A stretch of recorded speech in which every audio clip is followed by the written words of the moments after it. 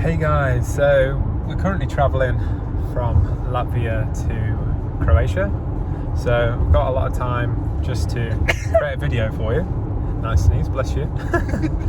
Today I want to kind of talk about our kind of experience with getting scammed in Croatia. Yeah, so what basically happened, we wanted to find and buy a house in Croatia. We found this really good deal and we turned up at this house.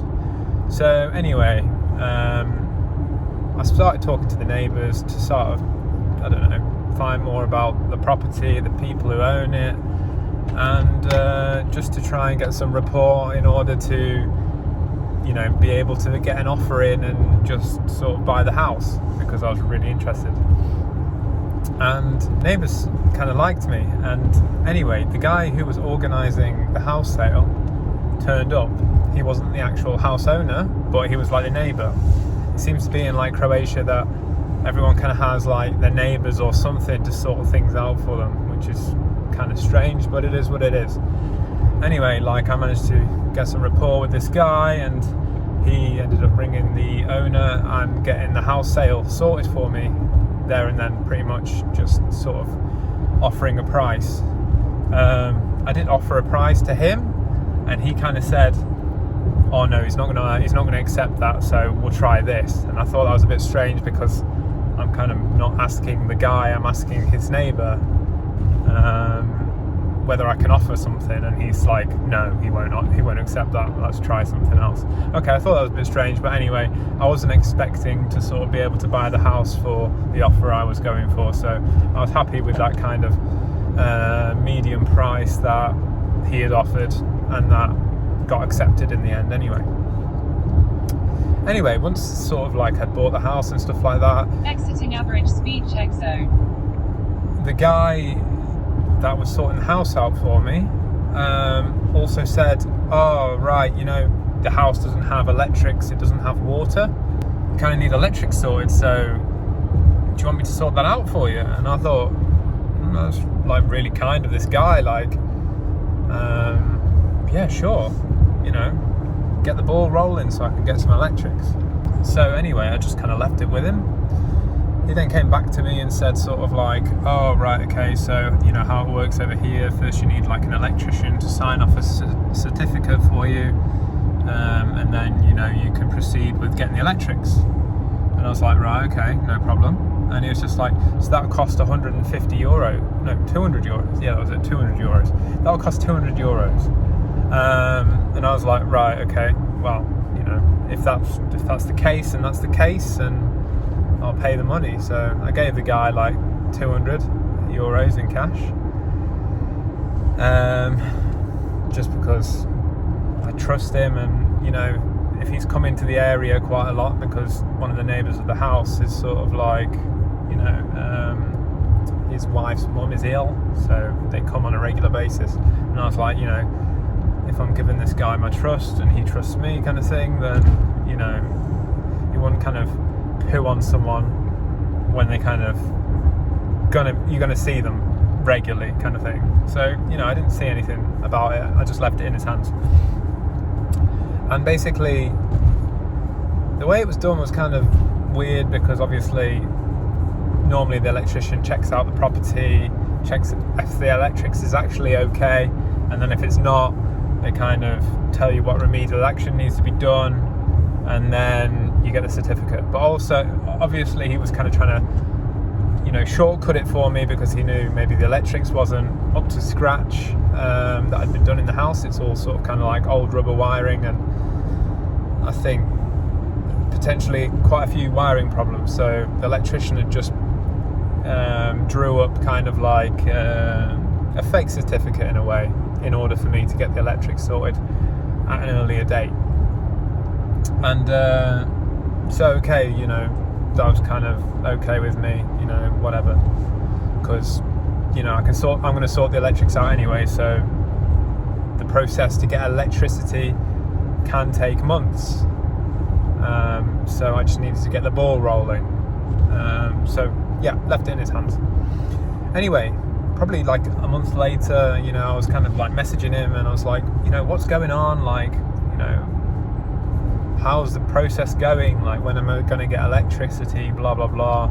And he was sort of like saying, oh yeah, well, you know, this guy across the road, he's waited 7 months to get his electricity sorted, blah, blah, blah.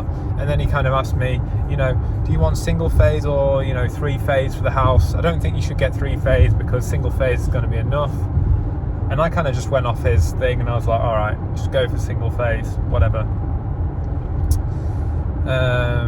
That's sort of like 7-ish kilowatts. Now, I'm not really that clued up on electric installation, especially in Europe. So, and I know in England you don't tend to have 3-phase, so I just kind of went with what he said. Anyway, like another 2-3 weeks came along, and after discussion with Christiana's family, we decided that actually 3-phase is going to suit us a lot better because of all the appliances will be running, air conditioning and everything else in the house, and probably having sort of like split property as well.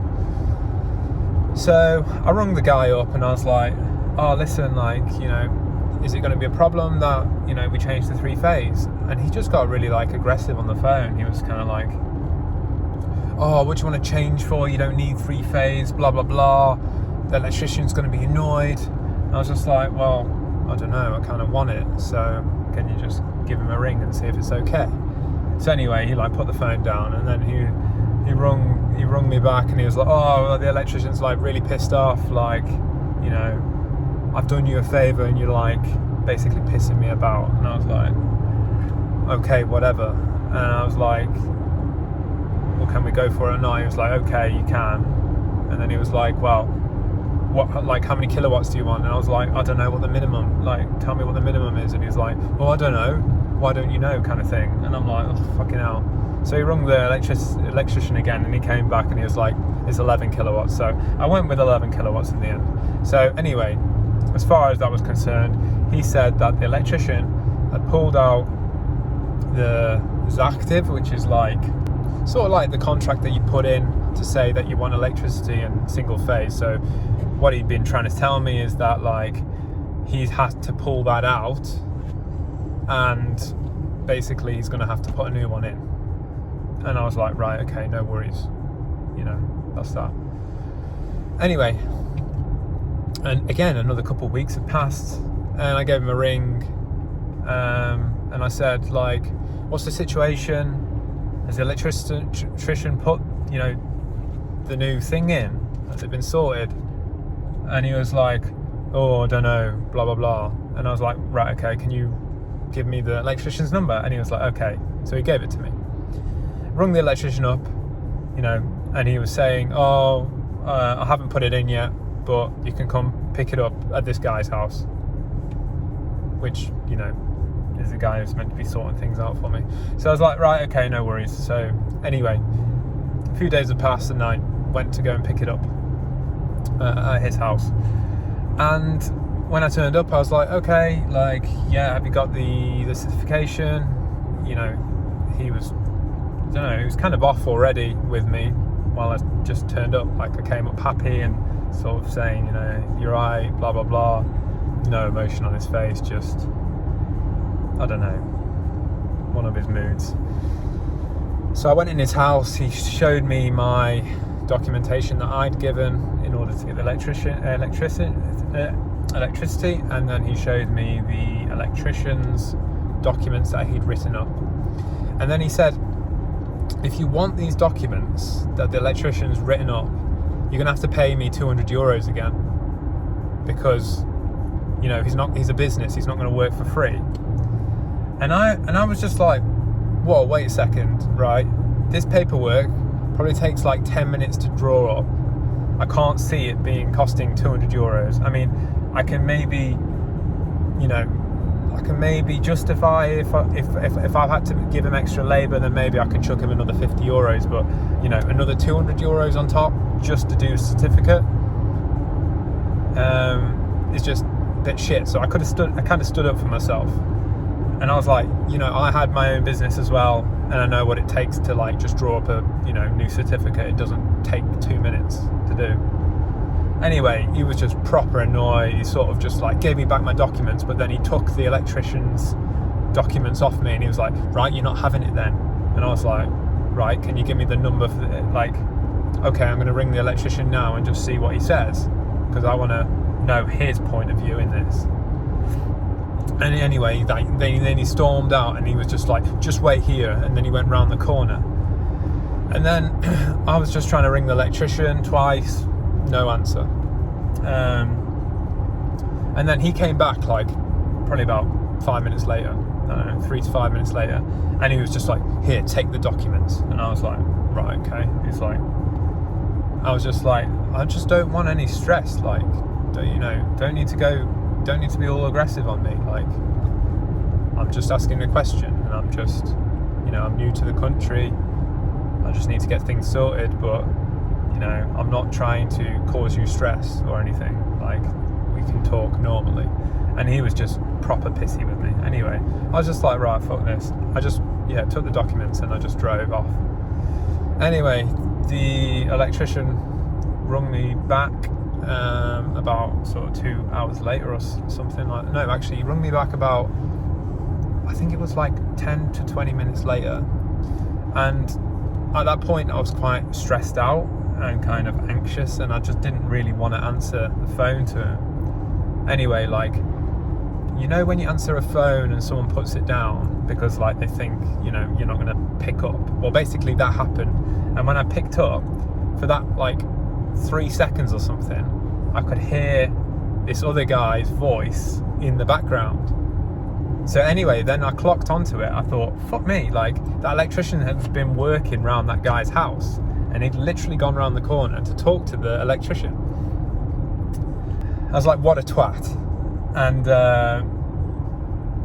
obviously I put 2 and 2 together. I was just like, maybe, they've been in a deal together, and they thought, €100 each in happy days, put a lamb on the spit and just celebrate. I just thought it was a bit weird. Anyway, like, the electrician tried to ring me again, probably about 2 hours later. I picked up the phone and spoke to him, and he was like, Dushan, you don't need to worry. Like, the paperwork that I gave you isn't made of gold. Like, I don't expect you to pay twice, and there won't be any more payments. I just don't know where that other guy had got the information that I had to pay again. And he was like,